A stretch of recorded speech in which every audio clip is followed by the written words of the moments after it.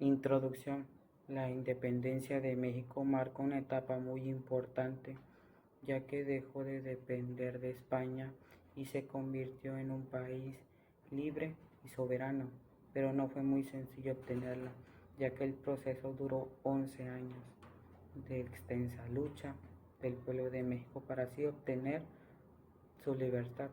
El periodo histórico que se conoce como Independencia de México empieza estrictamente hablando el 16 de septiembre de 1810, cuando Miguel Hidalgo da el llamado Grito de Dolores, y termina el 27 de septiembre de 1821 con la entrada del ejército trigarante a la Ciudad de México. Desarrollo.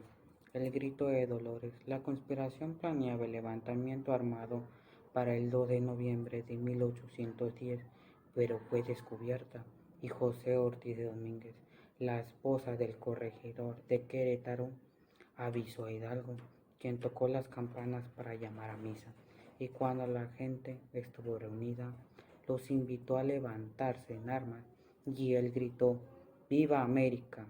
¡Viva Fernando VII! ¡Muera el mal gobierno! En los primeros días de su camino, el cura Hidalgo se detuvo en un pueblo de Atotonilco, de donde tomó un estandarte dedicado a la Virgen de Guadalupe y se convirtió en la primera bandera. De ahí avanzaron a Guanajuato. En la ciudad de Guanajuato, las tropas de Hidalgo se enfrentaron a los intendentes Riaño, quien presentó resistencia en un edificio que servía para guardar granos.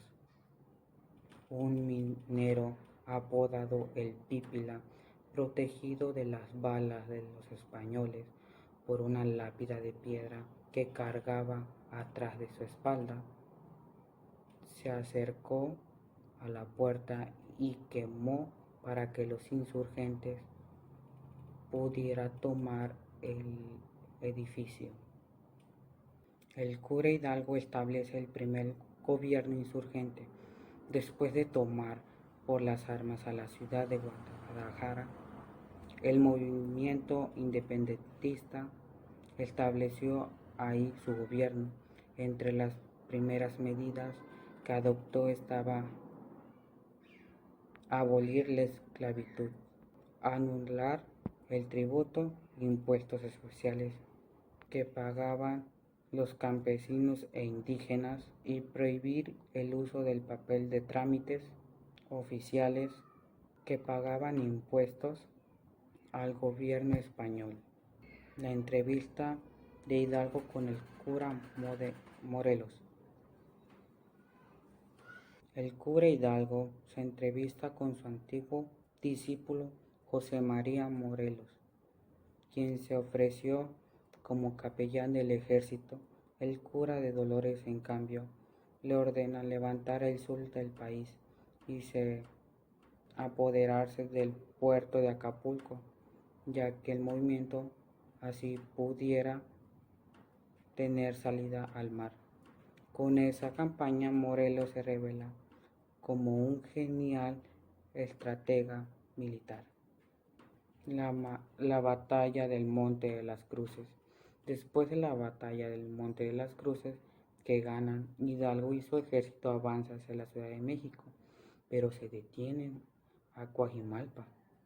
No entran por temor a caer en una trampa y no contar con suficientes armas, elementos de guerra para defenderse. Esto se le obliga a regresar a Guadalajara, y esta decisión divide a la dirigencia del movimiento.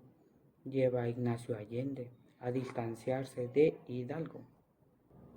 Los insurgentes fueron derrotados en Aculco y Puente de Calderón, por lo que Hidalgo y varios de sus colaboradores se dirigieron a Estados Unidos para obtener armamento y apoyo.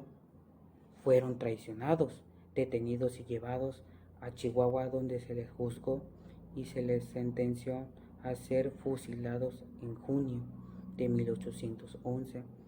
Más tarde, fueron decapitados y sus cabezas exhibidas en la Alhóndiga de Granaditas, en Guanajuato. Con este hecho termina la primera etapa de la Guerra de Independencia. Muerto Hidalgo, Morelos reorganiza al ejército e inicia importantes campañas que le dan control de Oaxaca, Guerrero, Morelos y parte de Veracruz. Conociente la montaña y teniendo un ejército decidido, gana batalla tras batalla. Esta segunda etapa de la independencia fue dirigida por el cura José María Morelos y sus colaboradores fueron los hermanos Leonardo, Miguel y Nicolás Bravo, Vicente Guerrero, Mariano Matamoros y Hermenegildo Galeana. Las tropas realistas que luchaban contra Morelos y la independencia estaban al mando de Félix María Calleja. Las campañas se llevaron a cabo en el sur del país y el hecho más renombrado fue sostener por más de 2 meses el cerco que las tropas españolas pusieron en la ciudad de Cuautla, que había caído en poder de Morelos. Un hecho heroico, ejemplo de valentía, fue el niño artillero, quien viendo que los españoles avanzaron, brincó a la trinchera y encendió la mecha de un cañón para detener al enemigo.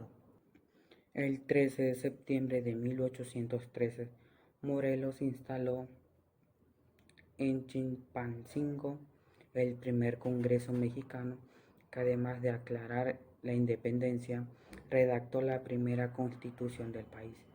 Morelos presentó un documento titulado Sentimiento de la Nación, en el que planteaba que el país debería ser libre, soberano y sin grandes desigualdades sociales y no debería depender de ningún país en lo futuro. Por sus valiosos servicios de la independencia, fue nombrado Servicio de la Nación y se le encargó el gobierno. El 22 de octubre de 1840, Morelos y el Congreso promulgan la primera Constitución de México, inspirada en las más avanzadas leyes francesas y españolas. Destacan el reconocimiento a los derechos del hombre y a las garantías individuales y las libertades políticas y sociales. Opta por que la forma de gobierno fuera la república y afirma que el país era soberano y popular. Después de la muerte de Morelos, el movimiento por la independencia pierde fuerzas porque no tiene un líder y buenos militares. Eso se traduce en derrotas frente a las tropas realistas. Además, el virrey había ofrecido el perdón y muchos insurgentes lo aceptaron. La consumación de la independencia. Agustín de Iturbide fue encargado de combatir al insurgente más importante que quedaba, Vicente Guerrero, pero no pudo derrotarlo, de modo que lo propuso que se unieran para terminar la guerra y lograr la independencia de México. Esto se acordó primero en Acatempan, Ciudad de México, el 27 de septiembre de 1821, que es la fecha que se concluye la guerra de 11 años por hacer un país independiente, libre y soberano.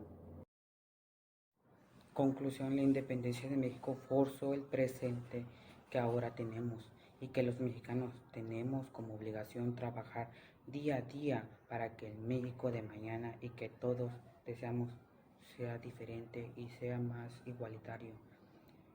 Fue un hecho que marcó el destino de nuestra nación. El legado de los héroes que lucharon por nuestra patria es uno de los puntos a destacar. Es la historia, ya que son merecedores de un gran respeto y ser recordados siempre. Ahora en la independencia, en que nos ayuda, ya que gracias a esto somos libres, somos soberanos, pero poco a poco vamos nosotros construyendo el México que nosotros deseamos. Así que los trabajadores sociales lo que hacen es ayudar esas pocas necesidades o ese problema que tiene un individuo en una comunidad, en un grupo social, y gracias a eso, a nuestros grandes métodos, procedimientos, metodología, prácticas, herramientas, nosotros podemos ayudar, nosotros podemos liberar, podemos que nuestro individuo se sienta bien, se sienta calmado, con una gran emoción, y que sepa que nosotros podemos pues apoyarlo.